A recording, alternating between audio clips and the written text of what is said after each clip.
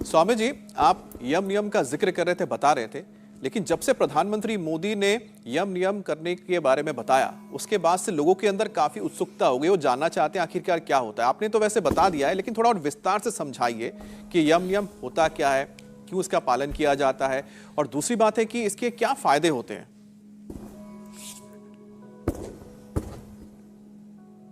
हाँ, जैसे योगासनों का, प्राणायाम का, ध्यान का लाभ है ना, ऐसे यम नियमों के भी फायदे का है। मैं कई दिनों से सोच रहा था कि मैं ये सारे लाभ, इसके फायदे, बेनिफिट्स बताऊं कि यम नियमों का पालन क्यों करना चाहिए और इसके करने से हमें क्या मिलता है।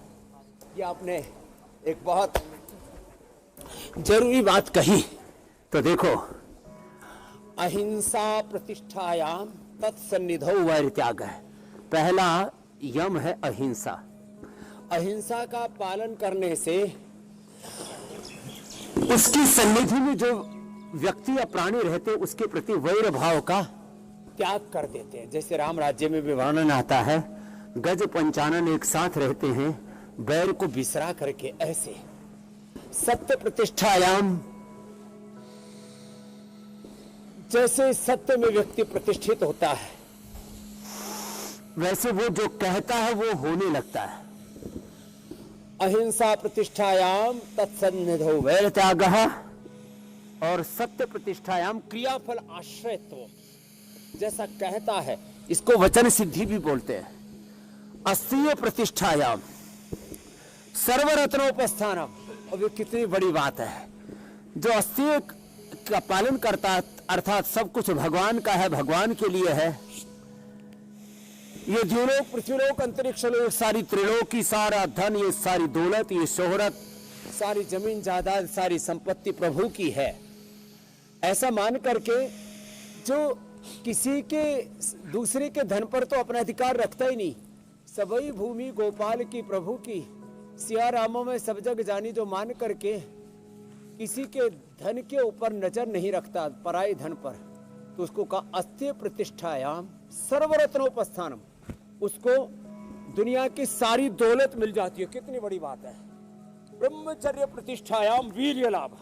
जो ब्रह्मचर्य का पालन करता है, जैसे हमारे देखो ये सन्यासी, ये ब्रह्मचारी, गुरुकुल के जो बालक होते हैं उनको ब्रह्मचारी कहा जाता है। ब्रह्मचर्य प्रतिष्ठायाम वीर्य लाभ। इधर देखो क्या शौर्य है, वीर्य है, पराक्रम। इन बच्चों को देख करके तो ऐसे ही आनंद की अनुभूति हो रही है।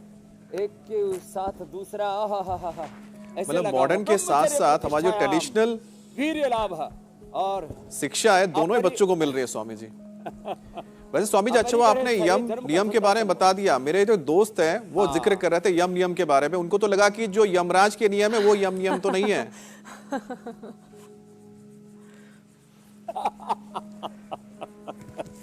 जो यम नियमों का पालन करेगा वो यमराज के पाशों से बच जाएगा। यम ही बताए थे, अभी नियम बताता हूँ। शौचात् सांग जुगुप्सा परैर संसार का है। जो शुचिता का पालन करते हैं, अद्विर्गात्राणि शुद्ध्यन्ति मनः सत्येन शुद्ध्यति, विद्या तपोभ्याम भूतात्मा बुद्धिर्ज्ञानेन शुद्ध्यति। तन की शुद्धि जल से, मन की शुद्धि सत्य से, आत्मा की शुद्धि ध्यान से, ज्ञान से, बुद्धि की शुद्धि, और देखो धन से जो है की शुद्धि दान से, और मन यदि चंगा तो कठौती में ही गंगा। शौच, शुचिता, संतोष, अप्राप्त की इच्छा नहीं, प्राप्त का तिरस्कार नहीं। संतोषामृत तृप्तानाम यत् सुखम शांत चेतसाम कुतस्य धल्लुब्धानाम इतस्य इतस्य धावताम।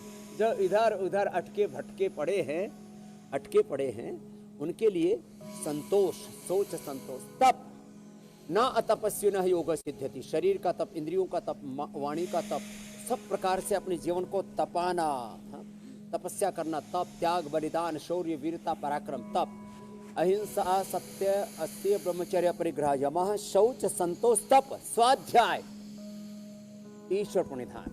तप, स्वाध्याय, ईश्वर प्रणिधान। स्वाध्याय का अर्थ है प्रणवादि पवित्राणाम जपः तस्मिन् परम गुरु सर्व क्रियाणाम अर्पणम। प्रणवादि पवित्र नामों का जप, और जो मोक्ष ग्रंथ हैं, धर्म ग्रंथ हैं, उनका अध्ययन, ये स्वाध्याय है। और ईश्वर प्रणिधान, उस परम पिता परमेश्वर में समर्पण, शरणागति इसको कहा जाता है। ये है पूरे यम नियम मेरे भाई।